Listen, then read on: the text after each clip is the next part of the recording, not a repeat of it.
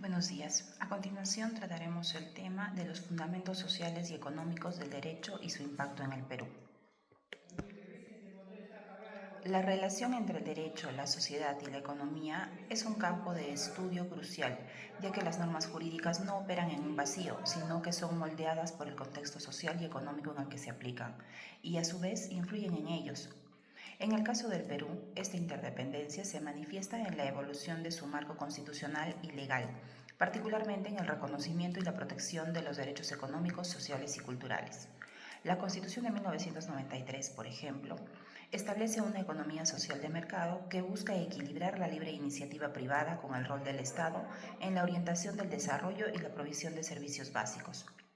Esta tensión entre el liberalismo económico y el Estado social es un tema central en la jurisprudencia peruana. El derecho, como construcción social, no puede comprenderse al margen de los contextos históricos, económicos y culturales en los que se inserta y desenvuelve para regular el orden.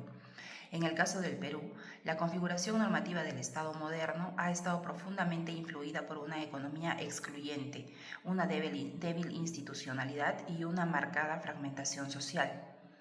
Este artículo de revisión buscaba analizar críticamente los fundamentos sociales y económicos del derecho peruano, considerando cómo estos condicionan su legitimidad, eficacia y función dentro del orden social. Considerando los factores teóricos como derecho, sociedad y economía, iniciaremos diciendo que la dimensión social del derecho precisa que el derecho cumple funciones de control y reproducción social. Para Parsons, es un subsistema funcional que contribuye al equilibrio social. Para Bourdieu, el derecho opera como una forma de violencia simbólica que legitima y naturaliza relaciones de dominación. Estas perspectivas permiten comprender por qué el derecho peruano, lejos de ser neutral, refleja relaciones sociales históricas de poder y respecto de la economía y el derecho, desde la perspectiva del análisis económico del derecho por Posner, las normas jurídicas son instrumentos para maximizar eficiencia. Sin embargo, en el contexto peruano, caracterizado por una economía informal superior al 70%, según datos estadísticos de INEI del año 2023, y una fuerte desigualdad estructural, este enfoque resulta insuficiente.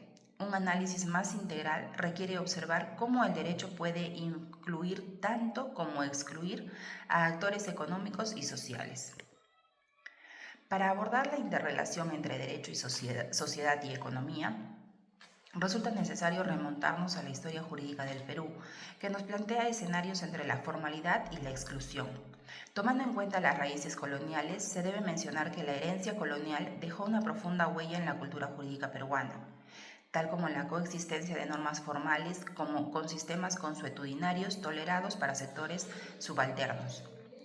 La legalidad colonial se centró en garantizar el orden, no la justicia, una lógica que ha persistido en muchas instituciones republicanas, según nos refiere García.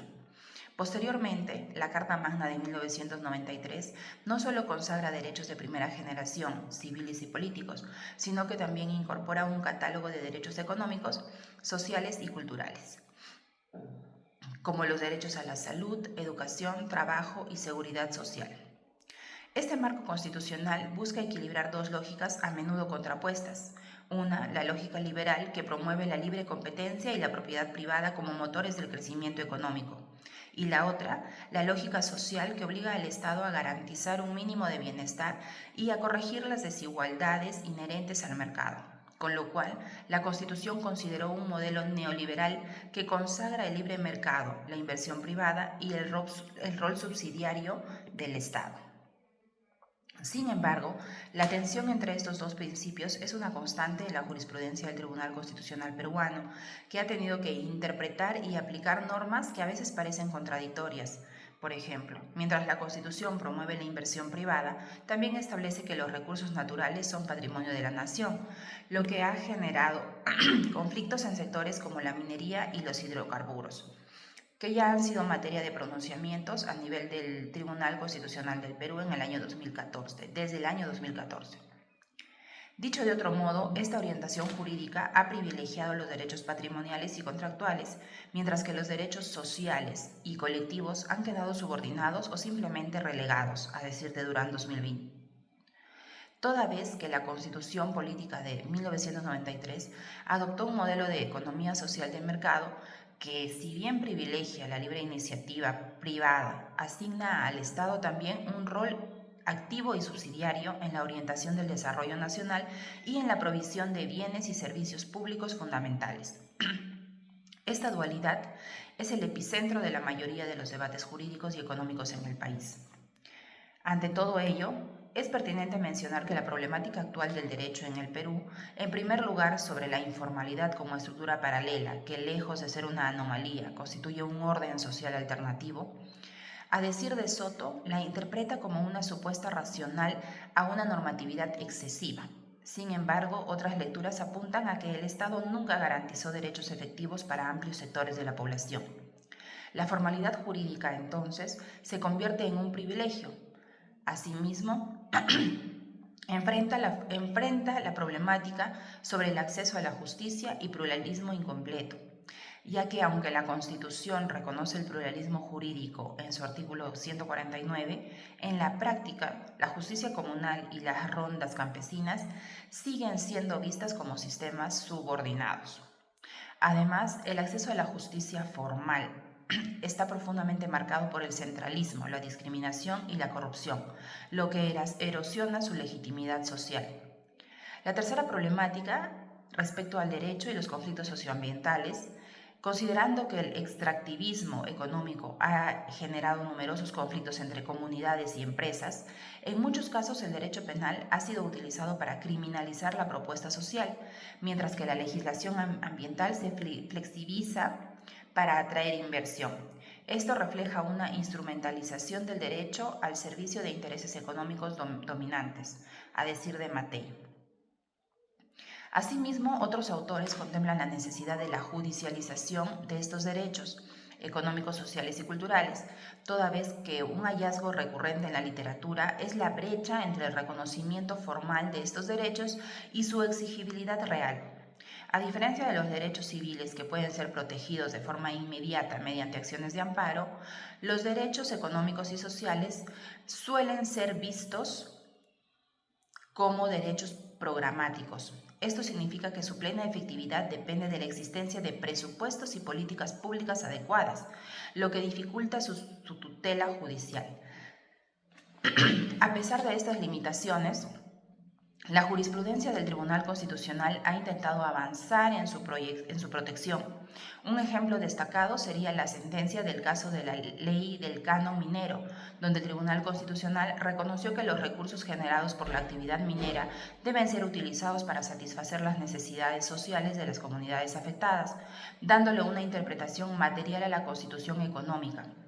Sin embargo, este activismo judicial es a menudo limitado, ya sea por la cautela del propio tribunal o por las restricciones fiscales y políticas, según nos mencionan Espinosa Saldaña y Rubio.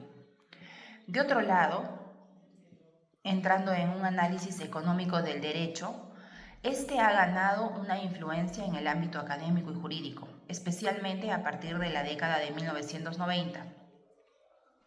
Esta escuela de pensamiento que busca entender las normas jurídicas desde la perspectiva de la eficiencia ha sido aplicada para analizar la legislación sobre competencias, contratos y propiedad. Sin embargo, el análisis económico del derecho no está exento de críticas. Sus detractores argumentan que reduce el derecho a una mera herramienta de eficiencia, ignorando valores fundamentales como la justicia, la equidad y la dignidad humana, y que podría legitimar normativas que beneficien a los actores económicamente más fuertes en detrimento de los demás vulnerables. La discusión sobre la aplicación del análisis económico del derecho en el Perú es un reflejo de la tensión entre el libre mercado y la justicia social, un debate que sigue vigente y que influye en la creación de políticas públicas y decisiones judiciales. De igual forma, la literatura también destaca la influencia de modelos constitucionales extranjeros en la evolución del derecho peruano. Un caso paradigmático es la Constitución de México de 1917, la primera en el mundo que incorporó un catálogo de derechos sociales. La influencia de este modelo se puede rastrear en las constituciones peruanas de 1920 y de 1979, que sentaron las bases para el constitucionalismo social en el país. El estudio de estas influencias es crucial para entender cómo los fundamentos sociales y económicos del derecho no son producto de un derecho aislado, sino que forman parte de una conversación global sobre el papel del Estado en la economía y la sociedad, tal cual se mencionó en la revista IUS del 2016 y según lo indicado por Cresalga y Ochoa en el 2020. Entonces llegaríamos o abordaríamos a las siguientes conclusiones. El derecho peruano se encuentra tensionado entre su pretensión universalista y una realidad social profundamente excluyente. Sus fundamentos sociales y económicos han sido históricamente funcionales a un orden desigual, más que a una justicia incluyente. Superar esta contradicción exige repensar críticamente el derecho como institución, instrumento y lenguaje, desde una praxis emancipadora que reconozca la diversidad y la desigualdad estructural del país, según lo esbozado por Mattei y Bourdieu. Asimismo, de la revisión que se ha realizado en este pequeño video, se confirmaría que los fundamentos sociales y económicos del derecho en el Perú son un campo de estudio dinámico y lleno de desafíos. Si bien el marco constitucional establece una base sólida para la protección de los derechos sociales, existe todavía una brecha significativa entre las garantías normativas y su aplicación práctica. La exigibilidad de los derechos económicos y sociales sigue siendo el principal obstáculo, a pesar de los esfuerzos del Tribunal Constitucional.